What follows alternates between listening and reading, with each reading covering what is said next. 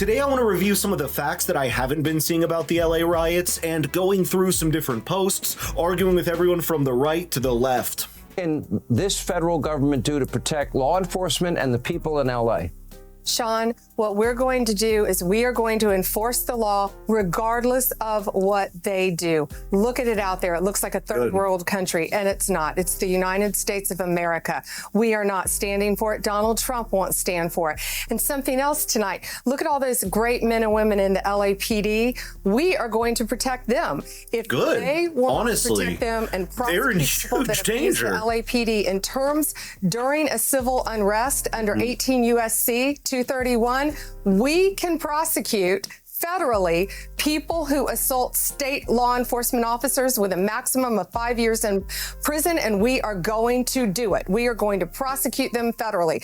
If California won't protect their law enforcement, we will protect the LAPD and the sheriff's office out there. Not only that, we have 9 open cases right now and more to come on assaulting federal officers. The Molotov cocktail cases that you've seen, we've charged 1, more to come, 3 outstanding.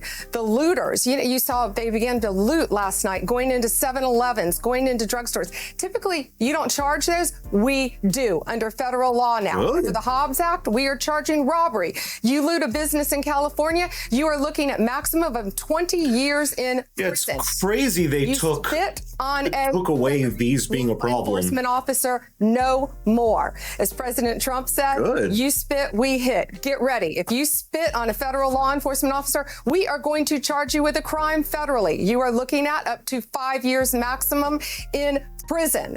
The cinder block case, Sean. Remember that case? We have breaking news right now. The case where the guy was breaking up the cinder blocks and he was throwing them at police cars. The federal officer had injured his hand. He was wearing a mask. The FBI has identified him. Bill Isaly, our incredible U.S. attorney out there working with ATF, DEA, and the FBI have been doing a remarkable job. That guy has just been identified, and they are doing a search warrant on his house as we speak.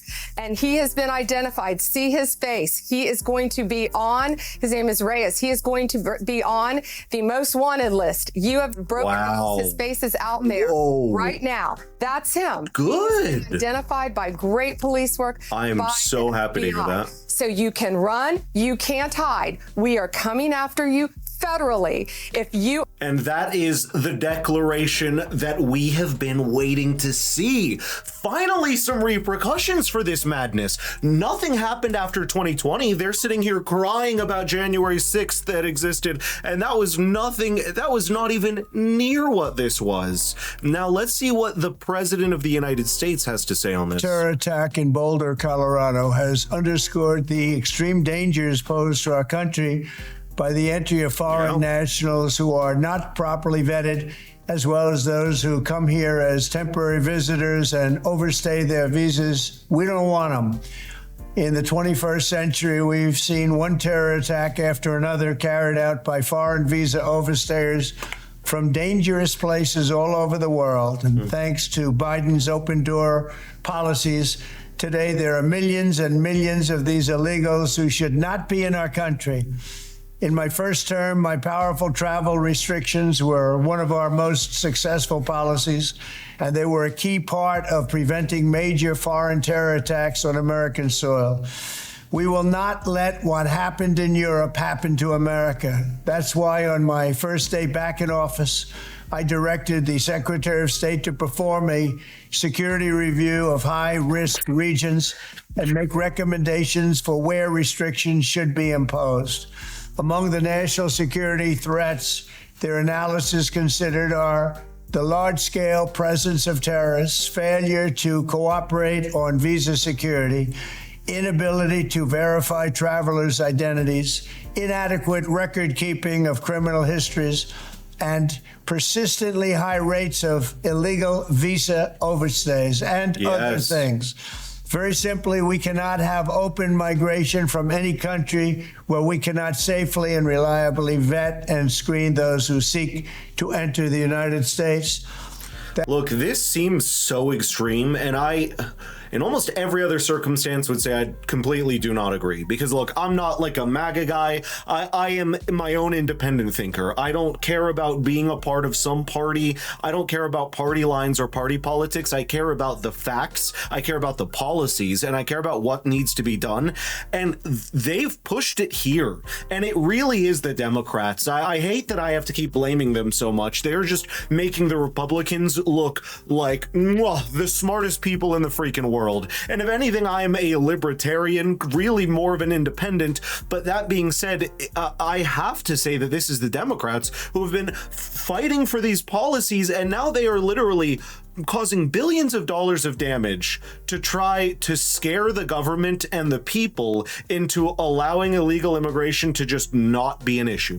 And some of them literally believe not even that it's not just an issue, because they don't know about the issue of stolen social security numbers, the millions of dollars of infrastructural damage that is just caused by people in general. Not saying that they are criminals. Like I myself, as much as you do, cause infrastructural damage. We drive our cars, we use stores, right? We go, you get what I'm saying? It's like there's just repercussions, things over time, it's just, they can't look outside of themselves. There's so much that they are not willing to look outside. That is why today I am signing a new executive order placing travel restrictions on countries including Yemen, Somalia. I can't believe I agree with this. Libya, and numerous others. The strength of the restrictions we're applying depends on the severity of the threat posed. The list is subject to revision based on whether material improvements are made, and likewise new countries can be added as threats emerge around the world. But we will not allow people to enter our country who wish to do us harm, and nothing will stop us from keeping America safe. Thank you very much. Thank you, Mr. President. And again, he's right. Look, I didn't even vote for Trump, but I voted libertarian to make a point, because I'm in South Carolina. My vote wasn't going to do anything. It was going to be Trump here anyway. But also, it's just like, I put that out there to say, I think Trump has been doing a great job with things, and he's clearly well-spoken in these issues. He's allowing the press inside the White House to be watching and looking over what he's doing, and he is actually taking action. You know, Joe Biden, I mentioned earlier, I was mad at Trump because he didn't do enough during the riots when it was his presidency in 2019. But same thing with Joe Biden. Man, Joe Biden did way worse. He just let whatever happen. He allowed California to get to this point where it's just illegal to shoplift. And then people are offended, like, oh, well, why are you locking up all the products? We're good citizens. It's so ridiculous. And look at this, by the way. Conduct. And I wonder where the police are. They're really sticking it to Palestine Israel. They're really sticking it to Israel, I guess. The deployment. No, this isn't even that. This is Mexico. I'm so confused. There's so much also of this Palestine stuff that they are mixing into this stuff, but this obviously, they're really sticking it to America. Let's just say to anyone they want. It is all this leftist stuff is getting jumbled. And this is just a guy in a car getting destroyed. Who is this? No one. Rise at that. By the way, it's on everyone's videos. Look, so it's just, I think what's happening is you're getting people against the protesters now coming, using vehicles to try and harm them. Never mind, I might be wrong. Attention. So this is for them, but either way, it's just the loving left, everyone. And then just going through a couple more X posts as well to kind of talk to you about and say who's paying that a week to riot in California, looking for a tough badass in city Los Angeles. And literally, this is a job on Craigslist for rioting, and this is actually something that I've seen legitimate evidence of, and there is legitimate evidence that people have been paid to protest and riot. And by the way, great job. So respectful to the man that is the heart of Los Angeles, that lost his life tragically. There you go. There you go. That's what it is. There you go. Awesome job, guys. The mural's been fine for years. This is the second time within a few weeks the artist just fixed it. Nobody from America would deface a mural dedicated to Kobe and his daughter.